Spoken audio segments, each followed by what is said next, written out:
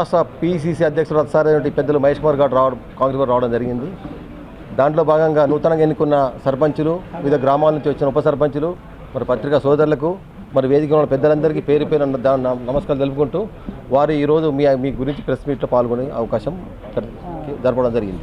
నూతనంగా నేంపడ్డ జిల్లా కాంగ్రెస్ కమిటీ అధ్యక్షుడు నగేష్ రెడ్డి గారికి అభినందనలు.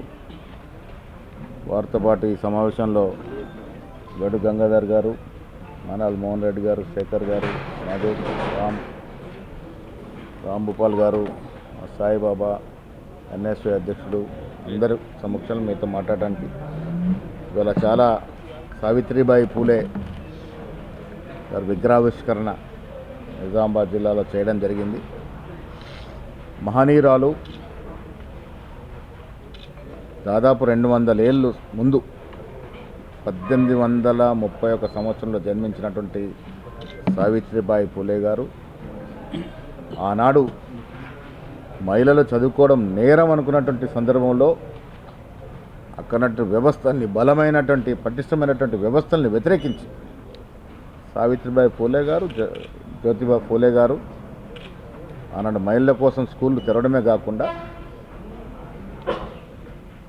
కష్టాన్ని ఎదురొడ్డి కొన్ని స్కూల్స్ పెట్టి ఆవిడ ప్రథమ మహిళా టీచరే కాకుండా ఎంతోమంది మహిళల్ని వివేకవంతులు చేసి విద్యాభ్యాసం అనుసరించే విధంగా వాళ్ళని మేలుకొల్పి మహిళలు ఈ సమాజంలో సగభాగం, వారికి కూడా సమాన హక్కులు ఉండాలని కుల వ్యవస్థకు వ్యతిరేకంగా జ్యోతిబా పూలే, సావిత్రిబాయి పూలే చేసినటువంటి పోరాటం చాలా గొప్ప పోరాటం. ఇవాళ మహిళలు అన్ని రంగాల్లో రాణిస్తూ ఉన్నారంటే వారు ఆనాడు వేసిన పునాది శక్తిగా వారు ముందొచ్చి పునాదులు వేసినారు. ఈ దేశంలో ఇందిరాగాంధీ లాంటి ఉక్కు మహిళలు రాజ్యమేలినారు. మహిళలకి సమాన హక్కులు ఇస్తూ వారిని అన్ని విధాలుగా ప్రోత్సహిస్తూ ముందుకు పోతున్న తరుణం. ఈ రాష్ట్రంలో రాష్ట్ర ముఖ్యమంత్రి రేవంత్ రెడ్డి గారి నేతృత్వంలో ఒకవైపు అభివృద్ధి, ఒకవైపు సంక్షేమం రెండు కళ్ళా దూసుకుపోతూ ఉన్నాయి. ఇటీవల గ్లోబల్ సమ్మిట్లో 5,70,000 కోట్ల నిధులు పెట్టుబడులు సంతకాలు అయినాయంటే మరి రాష్ట్రం ఏ రకంగా అభివృద్ధి చెందుతోందో మనం అర్థం చేసుకోగలుగుతాం. ఒక విజన్ ఉన్న ముఖ్యమంత్రి కాబట్టి 4th సిటీ రూపకల్పన చేసి ఇన్ని లక్షల కోట్లు పెట్టుబడులు తీసుకురాగలిగినారు. 4th సిటీ సకాలంలో టేకాఫ్ అవుతే ఈ దేశంలో హైదరాబాద్ లాంటి మహానగరం ఇంకొకటి ఉండదు. హైదరాబాద్ ఈ దేశ నగరాలు కాదు, ప్రపంచ నగరాలతో పోటీపడే విధంగా ఆ స్థాయికి ఎదుగుతాం. దాంతోపాటు మరో దశ metro line, regional ring road, మధ్యన వచ్చే 2 కార్డినల్ రోడ్స్, రకరకాల అభివృద్ధి హైదరాబాద్లో జరుగుతూ ఉంది. 10 ఏళ్ళు ఆర్థిక విధ్వంసం జరిగింది, అభివృద్ధి కుంటుపడింది. ఈ 10 ఏళ్ల విధ్వంసం నుంచి వికాసం వైపు కాంగ్రెస్ పార్టీ అధికారంలోకి వచ్చిన తర్వాత ముఖ్యమంత్రి నేతృత్వంలో ముందుకు పోతున్నటువంటి సందర్భం. అందులో భాగంగా నిజామాబాద్ జిల్లా విషయంలో కూడా ఇటు పారిశ్రామికంగా, వ్యవసాయపరంగా ఈ జిల్లాని ఒక మేటి జిల్లాగా తీర్చాలనే ప్రయత్నంలో భాగంగా ఇక్కడ సీనియర్ నాయకులు షబ్బీర్ అలీ గారు, సుదర్శన్ రెడ్డి గారు, భూపతి రెడ్డి గారు, ఇక్కడ మేమందరం కూడా పట్టుదలతో ముందుకు పోతూ ఉన్నాం. దాంట్లో కారణంగానే ఈ సంవత్సరంలోనే మేము తీసుకొచ్చినటువంటి ఇంజనీరింగ్ కళాశాల, మేము తీసుకొచ్చినటువంటి అగ్రికల్చర్ కళాశాల, టెంపుల్ కారిడార్ రోడ్డు, రకరకాల అభివృద్ధి జిల్లాకు తీసుకొచ్చే ప్రయత్నంలో మేమున్నాం.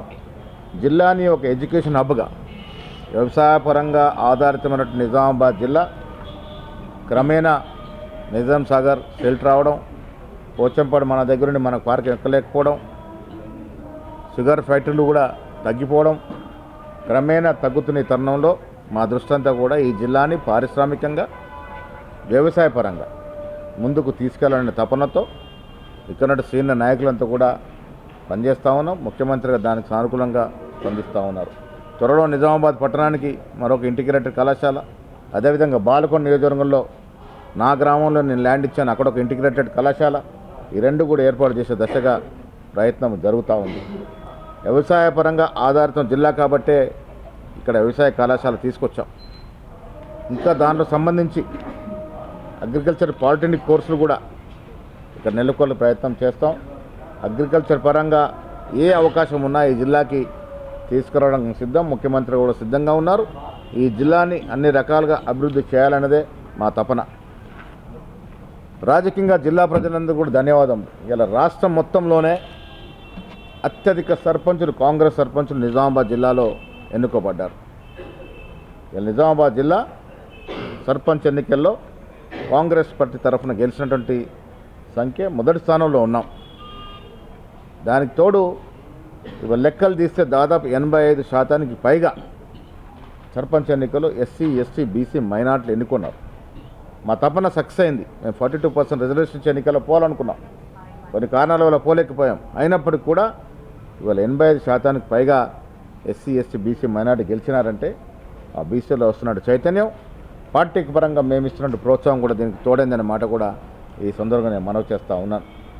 వచ్చే ఎంపీటీసీ, జెడ్పీటీసీ కానీ కార్పొరేషన్ ఎలక్షన్ కానీ అన్నింటిలో కూడా సత్తా చాటుతాం. కాంగ్రెస్ మార్కు నిలబెట్టుకునే ప్రయత్నం చేస్తామనే మాట కూడా ఈ సందర్భంగా నేను మనవి చేస్తూ ఉన్నాను. రాష్ట్ర ముఖ్యమంత్రి గారు మాకు చేదోడు వాదుకున్నట్టు ఖర్గే, రాహుల్ గాంధీ గారి నేతృత్వంలో ఆహర్నిశలు పేదల ప్రజల యొక్క సంక్షేమే ధ్యేయంగా ముందుకు పోతూ ఉన్నాం. దాంట్లో కారణంగానే వాళ్ళ సన్నబియ్యం ఇచ్చినా, ఇంద్ర మిల్లు ఇచ్చినా, ఇప్పుడే ఇందాక మేము షాదీ ముబారక్, కళ్యాణ లక్ష్మి చెక్కులు పంచాం. 4వ విడతగా పంచుతూ ఉన్నాం 2 సంవత్సరాల్లో. పోయిన 2 సంవత్సరాలు పెండింగ్ ఉన్న చెక్కులు ఇచ్చాం. మేము రెగ్యులర్గా ఇవాళ చెక్కులు కూడా ఇస్తూ ఉన్నాం. బీద ప్రజల యొక్క సంక్షేమమే మా ధ్యేయంగా కాంగ్రెస్ పార్టీ ముందుకు పోతూ ఉంది.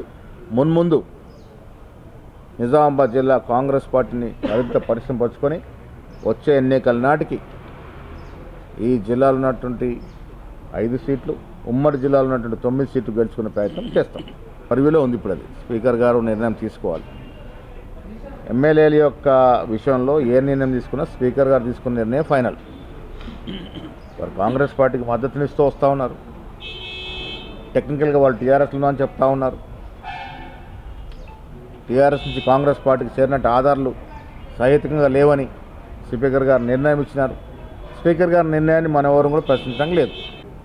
జనాలు మంచి క్వశ్చన్ ఇది. ఇప్పుడు ఆనాడు ఇవాళ హరీష్ రావు గారు మాట్లాడుతూ ఉన్నారు. ఇప్పుడు మేము చెప్పే మాట కాదు.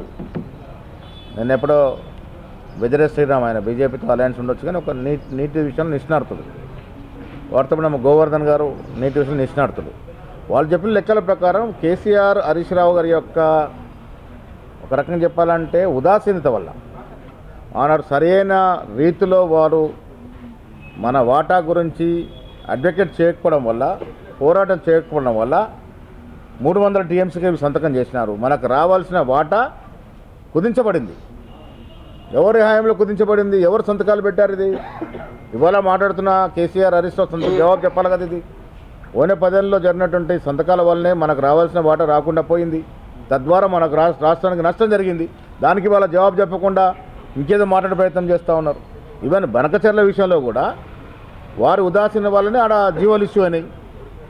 మేము కదా మా ప్రభుత్వం వచ్చిన తర్వాత దాని మీద అబ్జెక్షన్ రైజ్ చేసి సెంట్రల్ గవర్నమెంట్, యూనియన్ గవర్నమెంట్కి అబ్జెక్షన్ చేసాం. ఇలా వాళ్ళకేం హక్కు ఉంది? మనకు రావాల్సిన వాటాను తాకట్టు పెట్టి ఆంధ్ర ముఖ్యమంత్రి దగ్గరికి వెళ్ళి చికెన్ బిర్యానీలు, చేపల పులుసులు తిని ఇవాళ ఇడికొచ్చి నీతి కథలు చెప్తామంటే ప్రజలు నమ్మే పరిస్థితి లేరు. ఇది వాస్తవం. కేసీఆర్ హయాంలోనే వారి ఉదాసీనత వల్లనే మనకు రావాల్సిన వాటా శాతం తగ్గింది. పాలమూరు విషయంలో ఎందుకు కంప్లీట్ చేయలేదు? 10 ఏళ్ళ అధికారులు ఉన్నటువంటి కేసీఆర్ గారు కాళేశ్వరం 1,20,000 కోట్లు పెట్టి పాలమూరుకి ఎందుకు నిధులు ఇవ్వలే? అంత వెనుకబడినటువంటి జిల్లా, వారు ఒకప్పుడు పార్లమెంటు సభ్యుడిగా ప్రాతినిధ్యం వచ్చిన జిల్లాకి ఎందుకు నిధుల కోత పెట్టిండు? ఎందుకు మేము వచ్చిన తర్వాత చేయాల్సి వస్తుంది? అది 10 ఏళ్ళు మీరు అధికారులు ఉన్నారు కదా. ఇప్పుడు వయబుల్ కాదని చెప్పి కాళేశ్వరం ప్రాజెక్టు టెక్నికల్ ఎక్స్పర్ట్ చెప్పడం ప్రకారం అసలు వయబుల్ కాని ప్రాజెక్టు 10 సార్లు ఎత్తిపోసే తప్ప మల్లన్న సాగర్కు నీరు రాని పరిస్థితి. 10 సార్లు ఎత్తిపోయాలంటే అయ్యే కరెంటు ఖర్చులు లెక్కేసుకుంటే 1 ఎకరాకి 50 నుంచి 60 వేల రూపాయలు అవుతుంది. ఎవరు పెట్టగలుగుతారు? ఎవరు మోయగలుగుతారు ఈ బరువుని? అది వయబుల్ ప్రాజెక్టు కాదని తెలిసి కూడా 1,20,000 కోట్లు దాంట్లో పోశారు. పోసిన చక్కగా కట్టినంటే బీటలు వారింది, బ్యారేజ్లు బీటలు వారిపోయినాయి. మరి పాలమూరు ప్రాజెక్టు వయబుల్ అయి తక్షణం నీళ్ళు ఇచ్చే అవకాశం ఉన్నప్పుడు 10 ఏళ్ళు ఎందుకు పెండింగ్ పెట్టారు? దానికి కేసీఆర్ గారు జవాబు చెప్పాలి. జీవోలు దాచిపెడుతున్నారని పోయిన బీఆర్ఎస్ ప్రభుత్వం అసలు జీవో ఐఎస్ఆ ఏంటి జీవో ఇన్ఫర్మేషన్ దాంట్లో పెట్టట్లేదని ఈ కేసు ఇప్పటిది కాదు. బీఆర్ఎస్ ప్రభుత్వం ఉన్నప్పుడు వేసినటువంటి కేసు. బీఆర్ఎస్ హయాంలో పబ్లిక్ డొమైన్లో 90% జీవోలు మాయమయ్యేటివి. అసలు పబ్లిక్ డొమైన్లో పెట్టే పరిస్థితి లేకుండే కోర్టులో కేసేసిన తర్వాత వారు కొన్ని జీవోలు పెట్టారు. మేము వచ్చిన తర్వాత పారదర్శకం ముందుకు పోతూ ఉంది. మాకు జీవోల దాపరికం లేదు, దాచినట్టు పరిస్థితి లేదు. అన్ని జీవోలు కూడా పబ్లిక్ డొమైన్లోకి వస్తూ ఉన్నాయి. 252 జీవో జర్నలిస్టులకు సంబంధించింది గవర్నమెంట్ తాజాగా విడుదల చేసింది. దానివల్ల ఎలక్ట్రానిక్ మీడియా, కేబుల్ మీడియా తర్వాత చిన్న పత్రికలకు సంబంధించిన నష్టం జరగకపోతుంది. ఇప్పటివరకు ఎప్పుడు నష్టం జరగలేదు. అడ్వర్టైజ్మెంట్స్ కానీ అక్రిడేషన్లు కానీ ఏమైనా మనకు నష్టం అవుతుంది, నష్టాలు అన్యాయం జరుగుతుంది అనుకున్నప్పుడు డెఫినెట్గా మాట్లాడదాం. జిల్లాకు ఒకటే కార్డు వస్తుందని ఇప్పుడు ఇంతకుముందు 7 కార్డులు వచ్చాయి. నిజంగా అదే అది కారణాలు ఏంటి, ఎందుకు అట్లా వస్తుంది, ఎందుకు దాన్ని కుదించిన కారణాలన్నీ కూడా స్టడీ చేసిన తర్వాత డెఫినెట్గా మాట్లాడదాం. కొత్తగా మళ్ళీ కమిషనర్తో వేశారు, స్పీడ్గా కావాలనే కొత్త కమిటీని వేసినారు. సజ్జనార్ నేతృత్వంలో కమిటీస్ చాలామంది ఇన్వాల్వ్ చేసినారు. మళ్ళీ అందరినీ కూడా విచారించబోతూ ఉంది. ఫోన్ ట్యాపింగ్ అనేది టెలిగ్రాఫ్ యాక్ట్ ప్రకారం చాలా పెద్ద నేరం. చేయకూడని నేరాన్ని పోయిన ప్రభుత్వం పెద్దలు చేశారు. కాబట్టి డెఫినెట్గా దీనిలో లోతుగా అధ్యయనం చేసి, లోతుగా ఎంక్వైరీ చేసి దోషులను శిక్షించాల్సిందే. ఇప్పుడు వ్యక్తి వినడానికి లేదు, ట్యాప్ చేయడానికి లేదు. ఇది టెలిగ్రాఫ్ యాక్ట్ ప్రకారం చాలా పెద్ద నేరం. ఈ నేరం ఎవరు చేసినా దాని శిక్ష తప్పదు. కావాలి, కమిషన్లు ఉంటాయి కదా, టోటల్గా ఎంక్వైరీ చేయాలి కదా, ఎవరు నిజమైన దోషులు, వాస్తవాలు బయటికి రావాలి. వాస్తవాలు బయటకు వచ్చిన తర్వాత చర్యలు ఉంటాయి. Thank you.